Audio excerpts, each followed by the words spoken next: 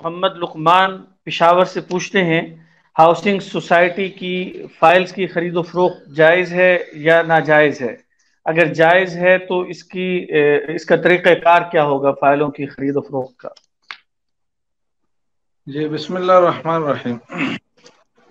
تو جو اس طرح کے تعمیراتی منصوبے ہوتے ہیں، ہاؤسنگ سوسائٹیز ہوتی ہے، تو ان کے جو فائل ہے، ان کے خرید و فروخت کے جو ہے مختلف مراحل ہوتے ہیں، اور ہر مرحلے کا حکم الگ الگ ہے۔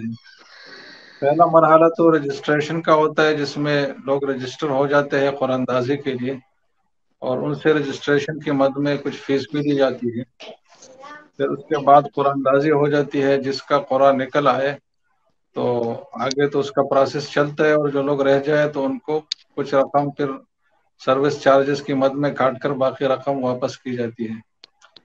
تو اس مرحلے میں جب قرآن اندازی میں نام ہی نہیں آیا اور رجسٹریشن ہوئی ہے، تو اس میں تو کوئی خرید و فروخت کی صورت نہیں بن سکتی کہ آدمی زیادہ پر کوئی چیز بیچتے ہیں۔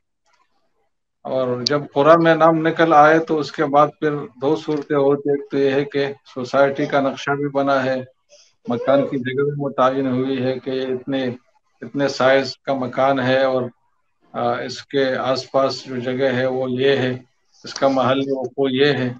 تو پورے جو حدود اربع ہے چاروں طرف سے اس کے وہ متعین ہوتے ہیں۔ اور بعض اوقات یہ نہیں ہوتا، بس صرف سوسائٹی میں ایک جگہ رقبے کی بات کی جاتی ہے، اس کی زمین پر کوئی جگہ متعین نہیں ہوتی، کوئی فزیکلی وہ پلاٹ وجود نہیں رکھ رہا ہوتا ایک مختصر متعین شکل میں۔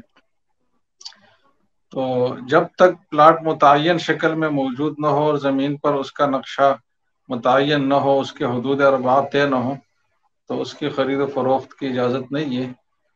اس میں اگرچہ کچھ فقہی اختلاف ہلکا سا بیچ میں موجود ہے، لیکن چونکہ اس طرح کے فائلز کی خرید و فروخت میں بہت زیادہ ایک تو دو نمبریہ بھی ہوتی ہے، دوسرا یہ ہے کہ اس سے بہت زیادہ غیر معمولی طور پر مصنوعی طریقے سے ریٹ بڑھ جاتے ہیں، اور جو فائنل خریدار ہوتا ہے اس کو بہت زیادہ قیمت پر وہ جگہ ملتی ہے، جبکہ وہ جگہ حقیقی ویلیو اس کی اتنی نہیں ہوتی۔ تو بہت بڑے مفاسد ہے اس میں، اس لیے پابندی اس بات کی لگائی جاتی ہے کہ جب تک زمین پر متعین نہ ہو اور پلاٹ کا رقبہ بھی اور اس کے حدود اربع بھی، تو اس سے پہلے اس کی خرید و فروخت جو ہے اس کی اجازت نہ دی جائے۔ البتہ آدمی اگر سوسائٹی سے لیتا ہے تو اس کی تو اجازت ہوگی، امام ابو حنیفہ رحمہ اللہ کے قول سے ہٹ کر صاحبین کا جو قول ہے اس کی توجیہ کے طور پر۔ لیکن آگے خرید و فروخت میں چونکہ بہت زیادہ مفاسد سامنے آ رہے ہیں، اس میں سٹہ بازی بھی ہو رہی ہے، اور اسپیکولیشن سے بہت کام دیا جاتا ہے، بہت سارے لوگوں کے پھر سرمایہ ڈوب جاتے ہیں۔ تو ان مفاسد کی وجہ سے جو مارکیٹ میں اس کی خرید و فروخت ہے اس کی اجازت نہیں ہے۔ مارکیٹ میں بیچنا جب جائز ہوگا عام فرد کا کسی دوسرے فرد کو، جب وہ پلاٹ متعین ہو جائے اور اس کی ہر چیز بالکل واضح ہو جائے۔